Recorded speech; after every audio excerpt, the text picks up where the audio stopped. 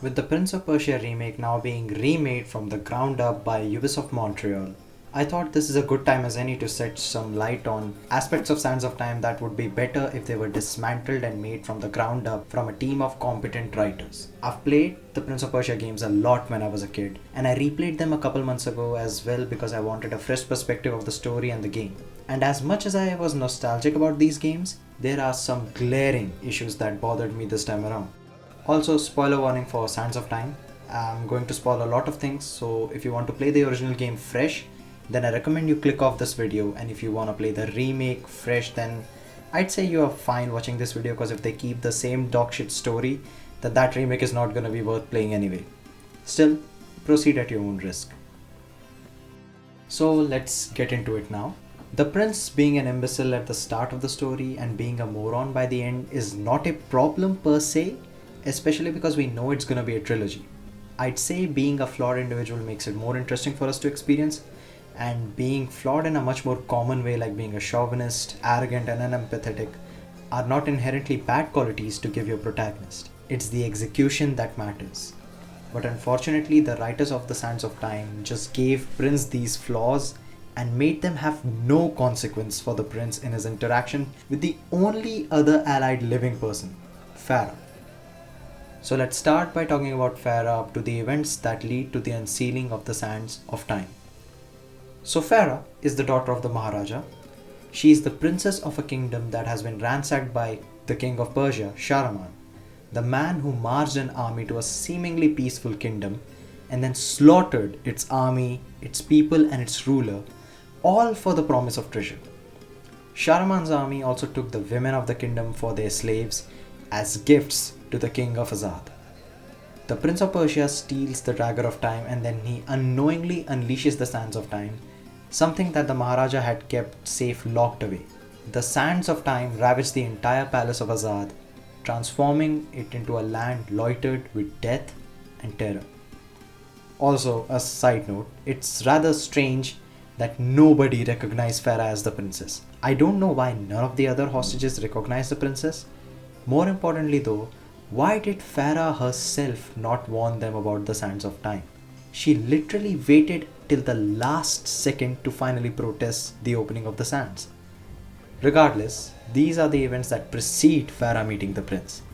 So, as a woman who has lost her father, her kingdom, her people, and her dignity, being paraded around as a slave and being presented as a gift, even like 1% of these things is rational grounds for hating someone. Yet the things I described above aren't even the full picture. Throughout Farah's journey with the prince, it's very clear that the prince is an absolute brat who craves his father's attention and he would do anything to get it, even if that anything is ransacking a kingdom in the name of so-called glory. He is arrogant, naive, misogynistic, and completely clueless when it comes to empathy. He constantly belittles Farah and never acknowledges or apologizes to her about what his kingdom did to hers. So in light of these facts of the situation, one would rationally assume that Farah absolutely loathes the prince. Yet, we are quickly made aware of the writer's mockery of a woman's intelligence and emotions because they wrote Farah to just be a love interest for the prince. She is out here caressing his hair, coddling him and calling him my love, like he isn't a bratty misogynistic cockroach. Here's the gentleman in question. I could marry her. After all, she is a Maharaja's daughter.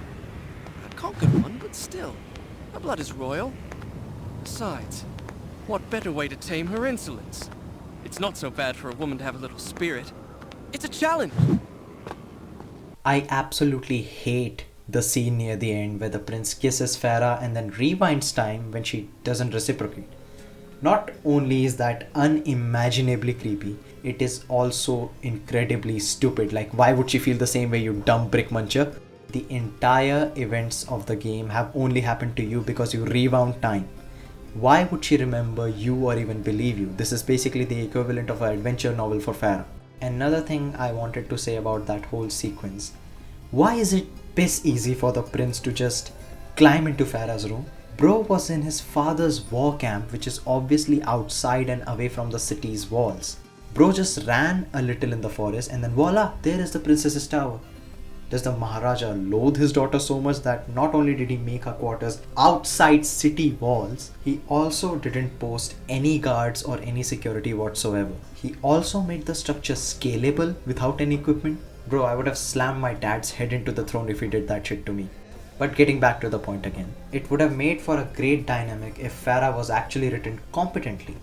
How calling out the prince for his shitty behavior, just absolutely gagging him with his own stupidity and only sticking with him because he has the dagger, would have not only made sense, but it would have also been divine compared to the whole my love bullshit.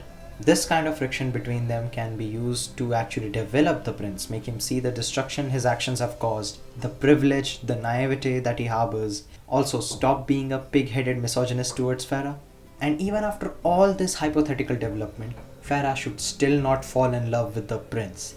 Maybe she sees him as a friend by the end, someone who changed after being exposed to the errors of their ways, but not fall in love with him because that is still the person who has caused you the most pain you will ever experience.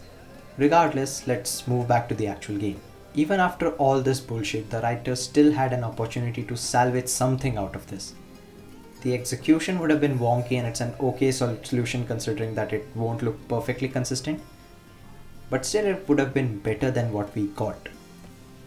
After the princess itty bitty brain fart of doubting Farah at the 11th hour, Farah and Prince share an intimate night, which really pisses me off considering like the game's context. But it could have been salvaged by making it so that Farah has been playing the prince all along.